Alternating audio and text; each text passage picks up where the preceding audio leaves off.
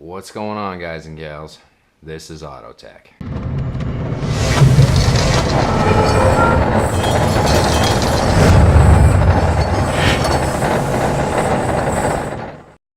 Got a pretty simple one for you today, just a maintenance item, something you got to do every second oil change or something like that. I believe the service manual says every 10,000 miles, 16,000 kilometers.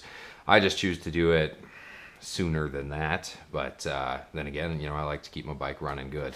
Today we're going to be changing the spark plugs on my 103 twin cam. This should be pretty similar to all the twin cams. The only difference will be is if you just have stuff in the way of it that's going to impede your access to them, but the actual process of it will be very similar. Now, I'm not replacing my cables today because I feel you get basically 2 plugs to a cable. So I've only ran 1 set of plugs through these cables, so they're gonna be good.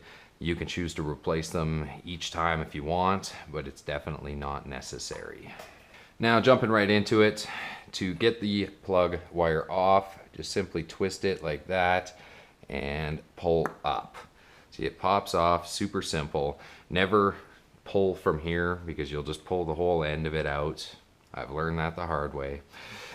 So all you gotta do is just twist it, and then it'll pop right up.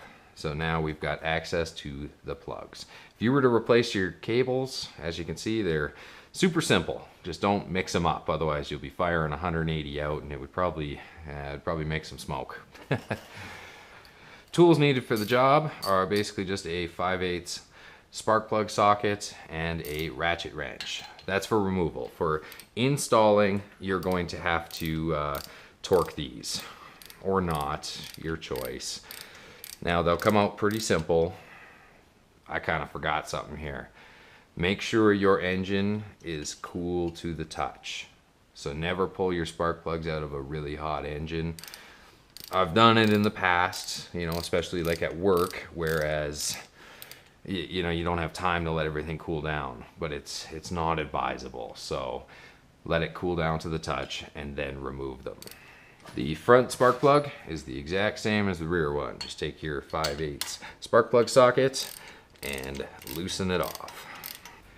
Now that you've got your spark plugs out, you can actually take a moment and inspect them. You shouldn't be seeing any sort of like blackness, because that'll mean that they're fouling. And these ones, it actually looks like I was kind of running just a touch lean. Not to the point of dangerous, because if you have kind of that nice caramel off brown kind of color going on the white, that means your mixture's good. So the fact that I have some of that caramel kind of color going on with just a hint of whiteness makes me think that I'm running just a touch on the lean side. Nothing to be absolutely concerned about though. If the tips were like burnt, like they looked like they were like bubbling, melting, something like that, you're running like dangerously lean. So I know your service manual says you can like clean these and re-gap them and stuff, but they're $6 each, so it's your call. Now, to prepare the new spark plug, there's a little bit of debate about this. Some people say like, oh, they come pre-gapped and you can just throw them straight in. I always check the gap on them, especially if they're just copper tipped like this. Iridiums and platinums, no, you don't want to be dragging this through there. But I like to gap plugs before I put them in. And the spec for this engine is 38 thou to 43 thou. Kind of gives you some room to play with. So this is just a cheap little spark plug gapper. Doesn't cost you much. I think it was like $2. I bought one to have here at the house because my snap-on ones are at work, so that's frustrating. And all you do is you just slide it through until you hit a certain measurement. I don't know if that's going to show up, but these are right at 40 thou. Now, that's how they came out of the box, so they're right at the middle of the spectrum, not a big deal. In the event you had to open this gap up, what you do is just take this opener, hook it in there, and pry down a little bit. You don't have to pry much, because you're dealing with thousandths of an inch, so it will go quick, and then you just recheck it. In the event that you need to lessen the gap, I like to just go to the workbench and just tap the end of it, and it'll bend it in. Again, you're not slamming it down, you're just kind of moving it a couple thou of an inch. Now that you've got your plugs gapped, before you throw them in, just take a little bit of anti-seize and just rub a little bit on the threads. You don't need much. Again, this is another one that is just your preference. Some people like to put a little bit of anti-seize on the threads, some people don't. So, I mean, I'm going to leave that one up to you guys. The service manual does say to put it on though. Now, being careful walking back to the bike, don't drop these. As far as I'm concerned, if you drop your plugs, they're done. You got to replace them. You can just reach in and start them by hand. You can use the socket, like if you have the spark plug socket, it'll hold on to it and then you can start it that way. I just don't trust those things because I use mine so often that the rubber that actually holds on to it is kind of wearing out, so there is a chance that they could fall out. And like I was saying, if these things hit the ground, they're done. So thread these in all the way by hand.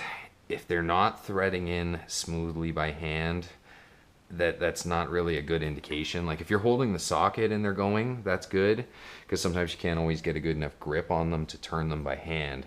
But if they're binding up, there's something wrong and you need to like clean that. Now the torque spec on these spark plugs is 12 to 15 foot-pounds, or sorry, 12 to 18 foot-pounds. And I'm going to be torquing mine to 15 foot-pounds. That's why I had 15 on my mind. Now, you don't necessarily have to torque them. You know, you could just go like the old standard rule of thumb, a quarter turn past contact. But I like to torque everything that I take off the bike. So just go ahead and cinch both of these down. So you're almost done. All you got to do is just pop those wires back on. But what I like to do is take just a little bit of dielectric grease and put a little squirt in the end there, just like that, so that it kind of creates a nice seal when it's going on, and then it actually makes them easier to remove down the road. So to pop these on, just kind of line them up and push until you feel it. You'll feel it click, and then you can kind of give it a little tug, make sure it's there. And same thing for this one.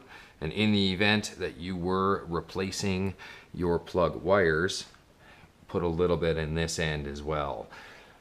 And then it just kind of creates a nice seal, helps them with removal later on. There you go. So there you have it, guys and gals. That's how you replace your spark plugs on your twin cam 103. It's going to be very similar for all the other twin cams, like I was saying. The plug wires, I would hope you can get her from there. I mean, it's just one more pull at the other end and it'll come out.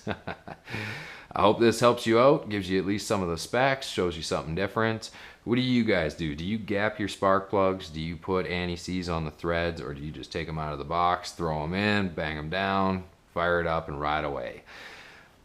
Do you, this also brings a good topic here, do you buy specialty spark plugs? Like those power enhancing spark plugs that they claim, you know, multi-fire tips and stuff like that. Do you buy into those? What are your thoughts? Thanks for taking the time and watching. Make sure you go on and hit that subscribe button.